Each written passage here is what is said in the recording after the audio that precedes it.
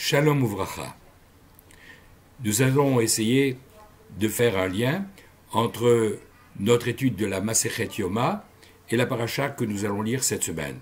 La paracha de Shlach Lecha qui nous raconte l'épisode des explorateurs qui a entraîné un retard de 39 ans dans l'entrée en Israël, puisque les enfants d'Israël vont être condamnés, pour tous ceux qui ont plus de 20 ans, à mourir dans le désert, et seule la nouvelle génération pourra rentrer dans le pays. À cause de ces 12 explorateurs qui partent, et seulement 2 d'entre eux, Yehoshua et Kalev, ne s'associeront pas au complot des 10 autres pour dire du mal de la terre d'Israël. On nous raconte, au début de la paracha, que Kalev, pour échapper au complot des explorateurs, va aller prier sur la tombe d'Avraham, Yitzhak et Yaakov à Hebron, et le texte nous dit à cette occasion que Vayavo à Hebron, il a été jusqu'à cette ville, Vesham, et là-bas il y avait Achiman, Sheshai, Talmai, ces 3 personnages, Yélidé Anak, les fils du géant littéralement, et à propos de ces 3 noms, nous avons vu déjà il y a à peu près 1 mois et demi, dans la Masechet Yoma à la page 10, nous avons vu l'explication qui est donnée de ces différents noms. On nous dit que Achiman, c'était le plus grand des frères, que Sheshai, celui qui passait et dont les pieds transformaient tout en ruine.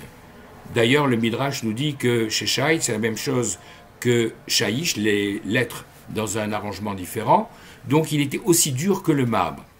Et Talmai, lorsqu'il marchait quelque part, ses pieds creusaient littéralement des sillons. Et enfin, pour nous expliquer le dernier mot, Yélidé Anak, Anak qui veut dire géant, mais qui veut dire également collier. Ils étaient tellement hauts que lorsque leur tête montait vers le ciel, le soleil paraissait être un collier autour de leur cou.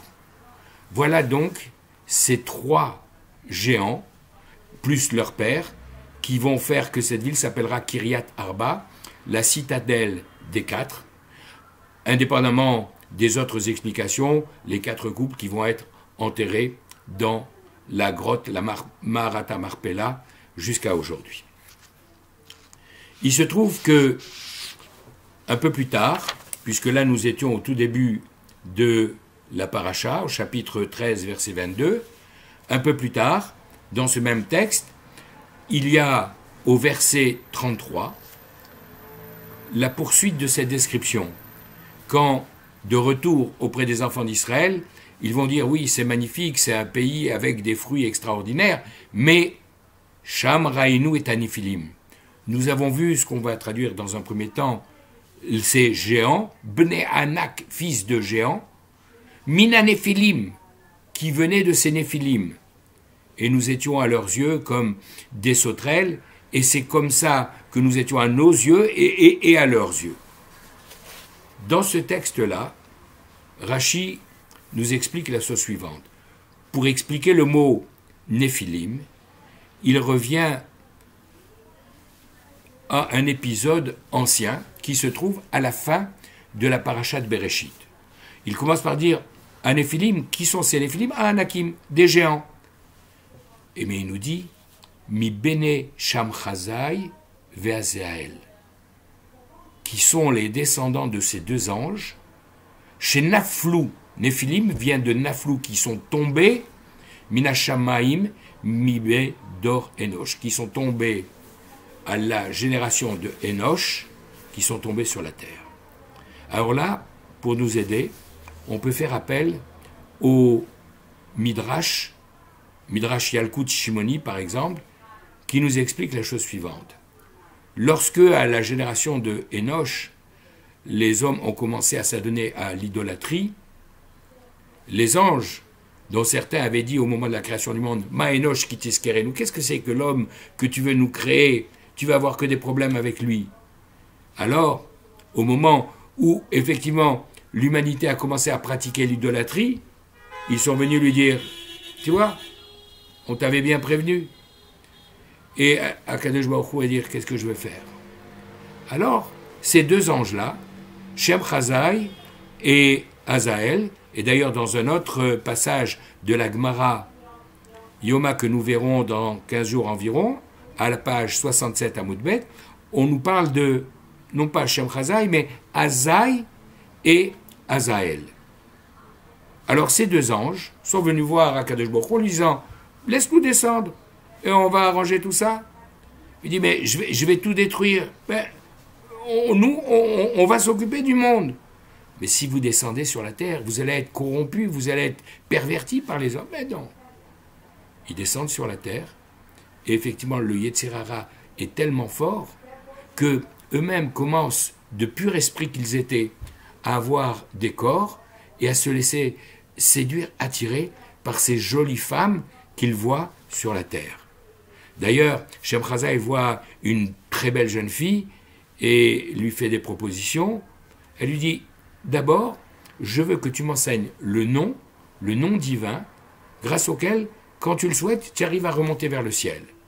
Alors, s'il y a que ça pour te faire plaisir, il lui dit le nom, et cette jeune fille en profite pour lui échapper et monter vers le ciel. Akadosh Baruch Hu lui dit, puisque toi, tu as voulu échapper à la faute, je vais te placer comme une étoile, c'est pour ça qu'elle s'appelle Istar. Je vais te placer parmi les étoiles, parmi les 7 planètes de l'univers. Toujours est-il que Shem Chazai va faire Teshuvah, et c'est la raison pour laquelle il restera planté entre ciel et terre, la tête en bas, parce qu'il n'ose même plus se présenter devant son Créateur. Tandis qu'Azaël, lui, continue dans la perversion et devient responsable, nous dit le Midrash, des habits de couleur et des bijoux que les femmes vont utiliser dans leur approche de séduction.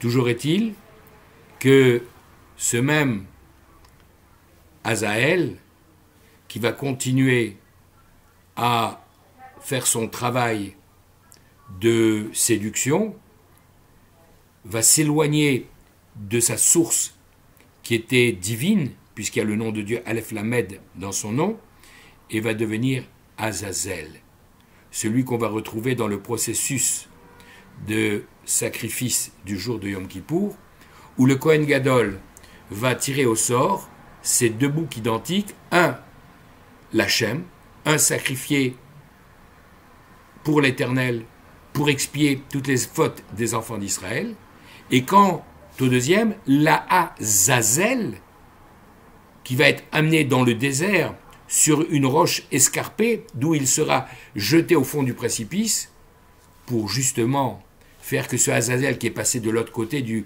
côté de Sitra Achra, supporte toutes les fautes des enfants d'Israël. Alors, toute cette explication, pourquoi nous dire au début de la paracha que lorsqu'il a été à Hebron, c'était la ville de ces 3 géants? Pourquoi nous dire, un peu plus loin, nous parler de Sénéphilim? Pour nous dire la chose suivante, pour nous expliquer que ces explorateurs tzadikim, qui étaient des justes au moment où ils sont partis en mission, mais qu'est-ce qui les a fait flancher? Indépendamment de toutes les explications que vous avez pu entendre, le mot Néphilim vient nous dire la chose suivante. Quand ils ont vu ces géants, qui n'étaient pas simplement des géants, qui étaient des géants extraordinaires, qui étaient les descendants de ces anges qui étaient tombés du ciel au moment de la génération de Hénoch, c'étaient ceux qui avaient pu résister à la destruction du déluge. Et donc, si Akadosh Baruch Hu avait dit au moment du déluge, je vais détruire toute l'existence sur cette terre, mais entre guillemets, Kaviachol, il n'a pas détruit ou voulu détruire ou réussi à détruire ceux-là, c'est qu'ils sont Kaviachol aussi forts que Akadosh Baruch Hu. Et c'est la raison pour laquelle ils vont dire, ce peuple-là, Chazak Mimenu, il est plus fort que nous, et comme nous le disent nos commentateurs, en quelque sorte, ils sont plus forts que lui, que Akadosh Baruch Hu. Et c'est cette vision-là de ces Néphilim qui les a induits en erreur et qui les a fourvoyés. qui a fait que lorsqu'ils sont revenus, le soir de Tisha B'Av, ils ont fait un compte-rendu de cette visite qui était tellement négatif que tout le peuple s'est mis à pleurer. Et Akadosh Baruch Hu a dit, puisque vous avez pleuré pour rien ce soir-là, dans les générations, je ferai que vous pleurerez pour quelque chose. Et c'est ce terrible jour qui sera le jour de la destruction du premier temple, du deuxième temple, de l'exil de Sfarad, l'expulsion des Juifs d'Espagne, du début de la Première Guerre mondiale et de tellement de catastrophes tout au long de l'histoire de notre peuple. Alors, si on est capable d'être comme Kalev et Yefouné, ceux qui vont dire « Mais non, il faut effectivement avoir confiance en Dieu et faire comme le fera dans la Haftara Yehoshua, qui n'enverra pas des princes de nations, mais 2 anonymes pour explorer non pas tout le pays, mais juste le verrou que constitue Yéricho. » Alors, si on limite ses ambitions, si, comme Kalev qui s'est allongé sur la tombe d'Abraham, d'Israël et de Yaakov, en mettant sa tête et ses pieds au même niveau, c'est-à-dire en ne disant pas « moi je pense par moi-même », mais j'efface complètement ma volonté devant la volonté de Akadosh Baruch Hu, alors on pourra faire que comme Yehoshua va le faire 39 ans plus tard, simplement en tournant autour des murailles, on pourra conquérir non seulement Yéricho, mais tout le pays d'Israël. Je vous souhaite une bonne semaine et que lorsqu'arrive Shabbat, nous puissions nous replonger dans toutes ces réflexions et demander à Akadosh Baruch Hu de nous amener la Géoula et de donner la protection à son peuple en ces moments un peu difficiles à bien des égards. Kol Tuv, Bracha ve'atzlacha.